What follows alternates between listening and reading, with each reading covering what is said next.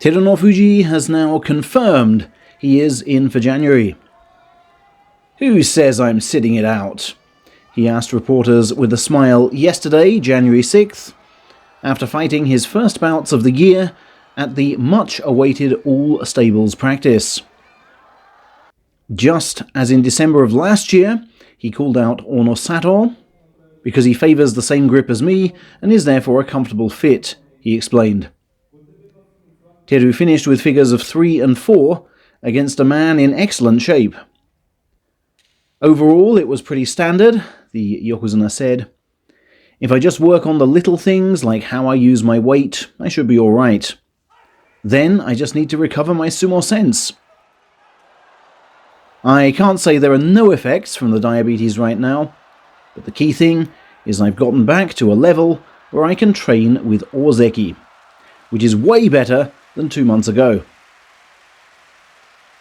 Watching Sumo chairman Hakkaku said, "You can see why the guy's won 10 titles. He's just so incredibly skillful, especially with his use of the left. He's also looking far more solid and difficult to move. I just hope he can get his bout count up before Sunday comes." While Yokozuna Council Chairman Yamauchi's comment was as follows: "He's recovered better than expected, and I'm delighted as well to see him advising Onosato and other younger wrestlers. The embodiment of what the concept of Yokozuna means to him. It seems to me he's settled on Onosato as his successor. If you sit as near to the ring as I do, you can even hear him whisper after they fight. Things like, 'You nearly got me,' and 'Oh, you're getting strong.'" Onosato, for his part, said, "I made my sumo tell today during what was a fine overall experience." But a perhaps bigger headline from that session concerned Hoshoryu's pounding of Yokozuna promotion rival Kotozakura. 8-1. His best ever practice score against his fellow Ozeki. He also edged Onosato 4-3, prompting Chairman Hakkaku to declare, "Based on that, he's January favourite. He's really looking to win the initial impact and flow from there. You can see he's offensively minded, and that he'll settle for nothing less than the crown. However, I'd still only give him 9 out of 10.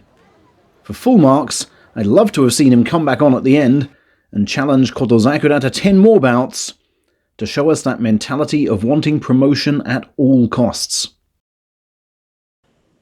Hoshoryu was unconditionally praised by sumo writers present for his non-reliance on risky throws and commitment to overpower from the front.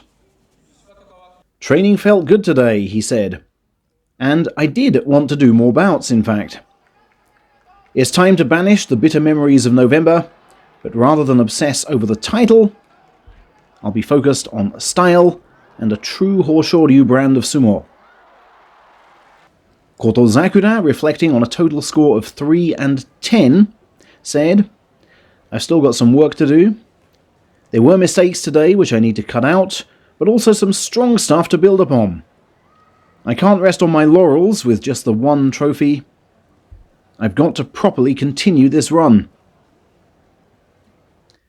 Then, today, January 7th, saw the Tokitsukaze Group session take place at the Ryogoku Kokugikan. There, Wakatakakage impressed, going 10-5 in his signature pull and unbalanced style. Kirishima among his opponents. "Time to brace myself for January and enjoy some nice competition with my older brother," he said, as he aims for a personal best 5th straight double-digit haul. But his thunder was almost stolen by special guest Tamawashi, who beat him multiple times and bested Daisho too, going a total of 5-1 at the age of 40. Nikkan Sports singled out his reaction and rotation speed, which he works on so admirably in those famous 2-on-1 practice bout sessions back at his stable. The paper also praised him for kindly ceding the ring to brother-in-law Tamas, hitherto ignored as the weaker fighter from outside the Tokitsukaze Group. Tamas responded to his kindness, though, by promptly falling to Tobizaru and losing that precious slot in the ring, causing rueful Tamawashi to tease him post-session. Seriously, though, the veteran continued, I'd be delighted if he overshadows me this time. It's simply great to finally be doing the ring-entering ceremony together. And on his own 2025 ambitions, he somewhat cryptically added, when will the end come? Is it okay just to cling on forever?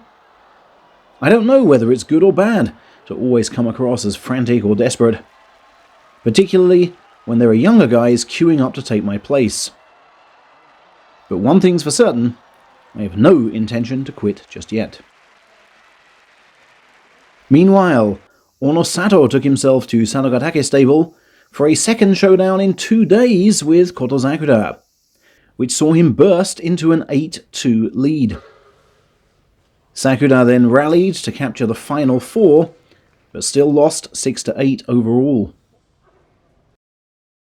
Onosato supplemented that with further bouts with Oho and Takanosho, who'd also come along. Bout numbers aren't everything, he said. What's most important is bout quality, and there were no issues there today. I feel in good shape overall, and am taking care over conditioning.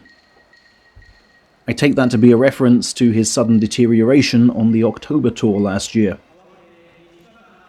And the afternoon saw Terunofuji perform his latest New Year ceremony at the Meiji Shrine, in front of 2,100 observers. He appeared to dedicate it, as last year, to the victims and survivors of the Noto region earthquake. When the questions turned to sumo, he said, my muscle definition and body weight are back to where they were, and I just want to raise my overall condition step by step before Sunday. Rather than doing bouts, I'm focused on charging practice, as that's what constantly requires all of your muscles.